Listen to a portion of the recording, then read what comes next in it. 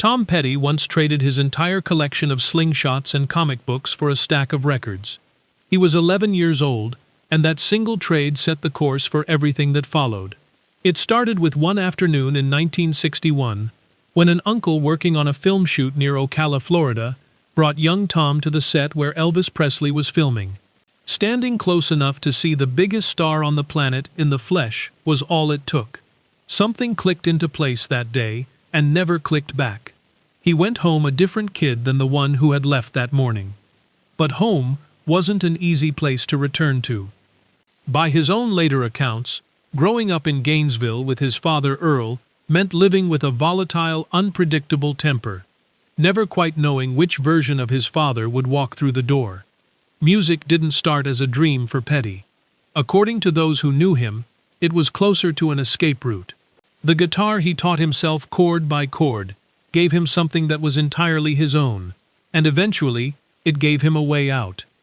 He spent his early years playing bars around Florida with a band called Mudcrutch, before reshaping that group into Tom Petty and the Heartbreakers in the mid-1970s.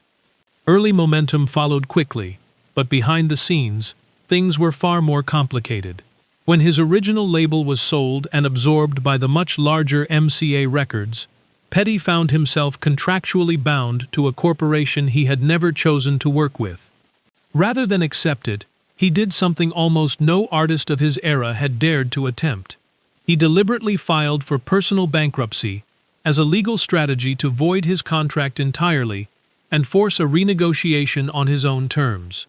It was a massive gamble that froze his career for nearly a year. When it resolved, the album he released immediately afterward, Damn the Torpedoes, became the commercial breakthrough of his career.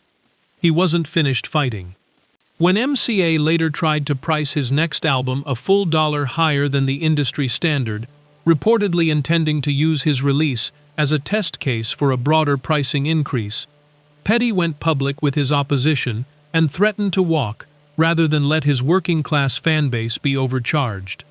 The label backed down. He had taken on a major corporation twice, and won both times, not for himself, but on principle.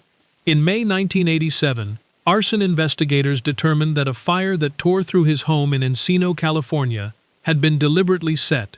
Petty, his wife, and their 2 daughters escaped, but only barely. The psychological weight of knowing the fire was intentional left a mark that those close to him said quietly shaped how he approached fame and privacy for the rest of his life. Then came something none of them planned.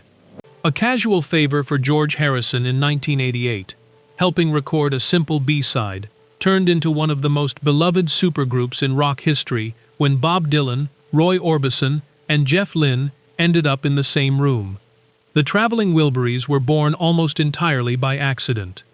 His 1989 solo record Full Moon Fever introduced him to an entirely new generation. Songs like Free Fallin', I Won't Back Down, and Runnin' Down a Dream became cultural touchstones, instantly familiar to millions of people who had no idea how much of his own real life was woven into those lyrics.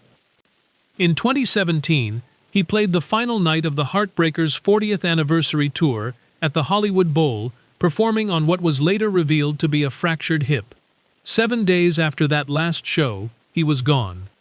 The Los Angeles County Medical Examiner determined his death was an accidental overdose from a combination of prescription pain medications, with his family noting publicly that doctors had recently discovered his hip injury was far more severe than initially diagnosed.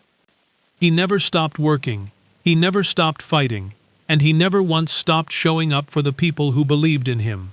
If that story means something to you, leave a like and subscribe, because some artists deserve to be remembered exactly as they were.